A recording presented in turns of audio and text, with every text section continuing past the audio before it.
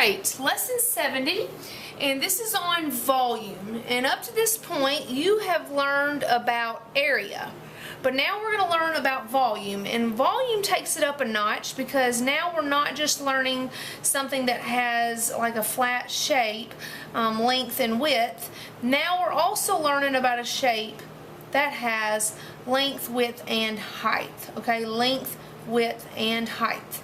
Alright, so what I want you to see is that when we were working with area, okay, we were basically working with, let me try to draw this real quick, okay, we were basically working with this piece right here.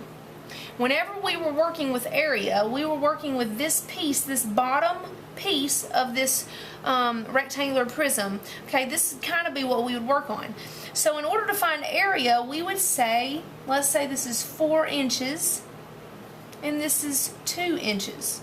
Okay, so we would say 4 times 2, and we would say that the area is 8 inches squared because we have 2 measurements, 4 inches times 2 inches. Okay, but when you're working with volume, we're working with 3 measurements.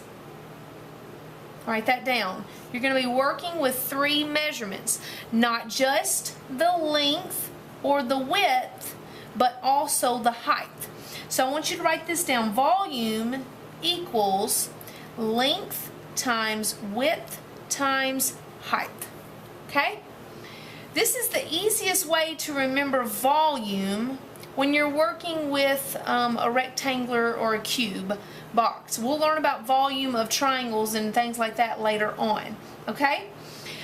So the area of volume, or I'm sorry, the formula for volume is length times width times height. So if I were to take this box and leave 4 inches here and 2 inches here, and I told you that the height is 3 inches, okay, we would go 4 inches times 2 inches times my height is 3 inches. Okay? And 4 times 2 is 8, and 8 times 3 is 24. And then these inches multiply as well. Inches times inches equals inches cubed. Okay? So whenever you're working with volume, you will always have this in the top right corner of whatever you're measuring, whether it's feet, inches, centimeters, whatever. You have to have this little cube at the top. Why? Because volume always has 1, 2, 3 measurements that it's working with. Area always has 2. That's why you always had a square, inches squared. Okay? So let's do some of these problems based on what I just taught you. Okay? This one said, what is the volume of this cube? And as you know, a cube is basically a square with 3 dimensions. Okay? And also what you should notice about a square cube is that all the sides are going to be the same. Okay? So the length, the width, and the height are going to be 4. Alright? So length times width, 4, and this is in inches it told us, so I'm going to put inches.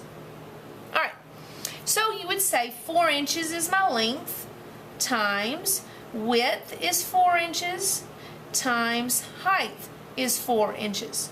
Okay? And when you work that problem, you say 4 times 4 is 16, and 16 times 4 is 64. Okay, but you're not done yet. 64 is the answer, but you got to make sure that you're multiplying your inches as well. Inches times inches times inches is inches cubed. The final answer would be 64 inches cubed. Okay, and that is lesson 70.